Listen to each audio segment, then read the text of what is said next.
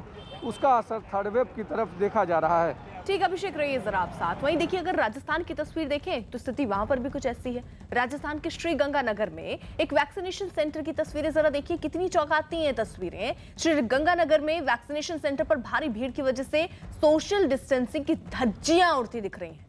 Vaccine लगवाने पहुंचे ज्यादातर लोगों ने मास्क भी नहीं लगाया। हालात इतने खराब थे कि जिस कमरे में वैक्सीन लगाई जा रही थी वहां भी लोग 2 गज की दूरी के नियम को भूलकर बहुत पास पास खड़े नजर आए हैं। तो वैक्सीन लगवाने पहुंचे हैं क्योंकि कोरोना से डर रहे हैं, कहीं कोरोना होना हो जाए। लेकिन जब सेंटर पर पहुंच रहे हैं तो जो नियम कोरोना के बनाए गए हैं उसी का पालन नहीं हो रहा है।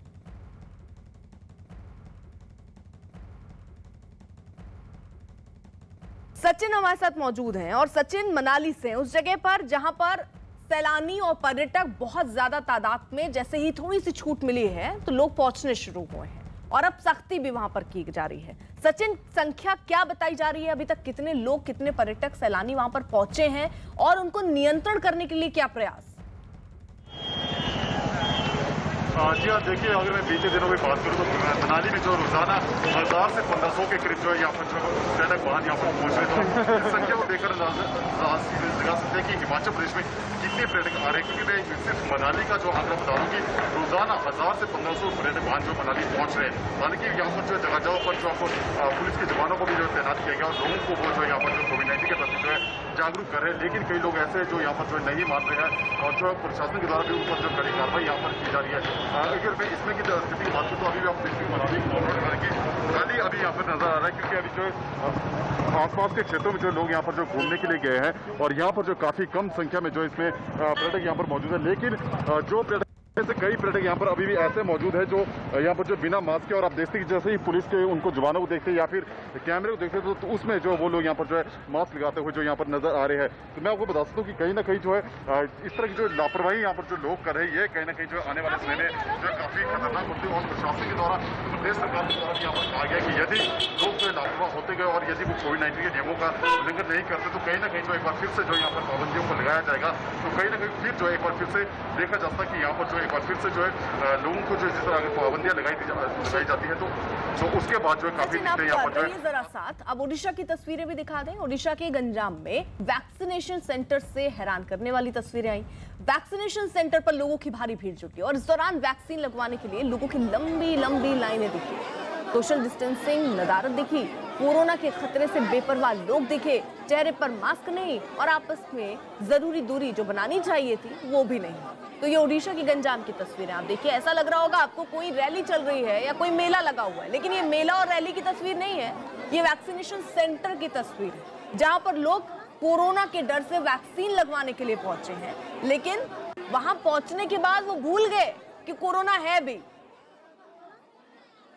तुषार हमारे साथ मौजूद हैं क्योंकि अलग अलग जगहों की देखिए हम तस्वीरें भी आपको दिखा रहे हैं। रिपोर्टर भी हमारे अलग अलग जगहों पर मौजूद है और वो बता रहे हैं कि वहां स्थिति क्या है, नागपुर में स्थिति क्या है। जरा एक बार फिर से तुषार से समझ लेते हैं। तुषार, अगर आप बात कर पाए लोगों से तो जरूर बात कीजिए और पूछिए कि डर लग रहा है तीसरी लहर का?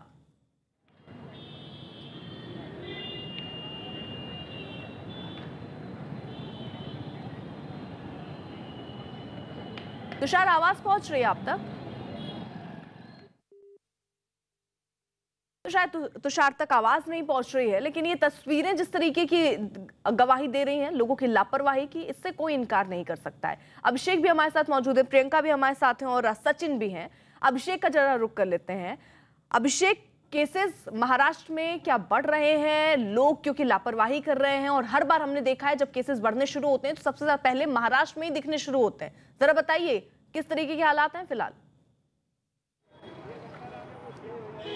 देखिए, अगर केसेस की बात करें तो 9000 से ज़्यादा केसेस इस समय महाराष्ट्र में एक दिन में आने शुरू हो गए हैं, जो कहीं ना कहीं बढ़ रहे हैं। और यही वजह है कि सीएम ने 2 दिन से लगातार कोविड को लेकर के बैठकें शुरू की है। जिस तरीके से पहले कोशिश ये की जा रही थी कि कई जगहों पर ढील दी जाए, कल भी सीएम ने एक मीटिंग के दौरान ये कहा कि जो उद्योग धंधे हैं उनको बंद नहीं होना चाहिए। लेकिन जिस तरीके की तस्वीरें आपको मार्केट से दिखाई पड़ रहे हैं, जिस तरीके की तस्वीर आपको सड़कों पर दिखाई पड़ रही हैं, उससे आप अंदाज़ा लगाइए कि ना तो मार्केट में भीड़ कम हो रही है, ना ही कोविड अप्रोप्रिएट बिहेवियर का लोग फॉलो कर रहे हैं। और सड़क पे देखिए ये लाइन दिख रही है आपको, इस तरीके की जगह जगह ट्रैफिक जाम, यानी जो जिनको काम नहीं है वो भी अनावश्यक तौर पर सड़कों पर आउटिंग कर रहे हैं और यही वजह है कि सरकार चिंतित है और आज फिर एक आपत्ति व्यवस्थापन यानी लगातार जो इमरजेंसी मीटिंग्स होती हैं वो सारी चीज़ें अधिकारियों के साथ सीएम कर रहे हैं। यानी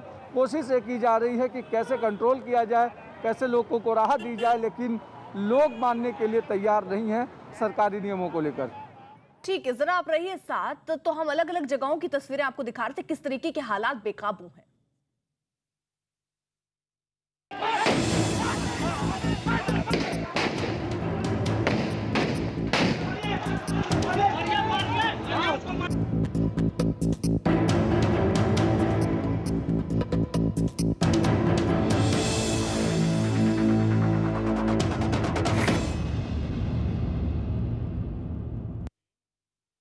और अब खबर यूपी ब्लॉक चुनाव में जुड़ी हिंसा से। बड़ी खबर आ रही है, जहां ब्लॉक प्रमुख चुनाव के नामांकन के दौरान कई जिलों में जमकर बवाल हुआ। राज्य के ज्यादातर जिलों में कल हिंसा और बवाल की तस्वीरें और खबरें सामने आई।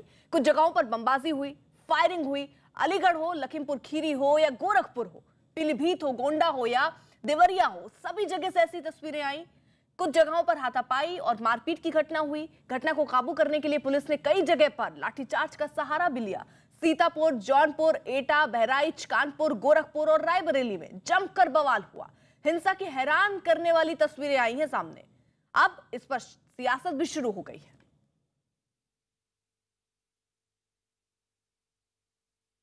तो ये तस्वीरें आप जरा देख लीजिए। यूपी की तस्वीरें हैं 8 जुलाई की, जहां पर सीतापुर, जौनपुर, एटा, बहराइच और कानपुर, गोरखपुर, ये सब जगह ऐसे जहां पर कुछ कुछ घटनाएं सामने आई हैं। कहीं पर हिंसा हुई है, मारपिटाई हुई है, तो कहीं पर देखिए लोग हाथ में पत्थर लेकर घूम रहे हैं। और पत्थर की बात छोड़िए, यहां पर तो गोलियां भी चली हैं, बमबारी हुई है। पुलिस को नियंत्रण करने में इन लोगों को लाठीचार्ज करना पड़ा, काफी मुश्किलों का सामना भी करना पड़ा है। कुछ खास सहयोगी इस वक्त साथ हैं।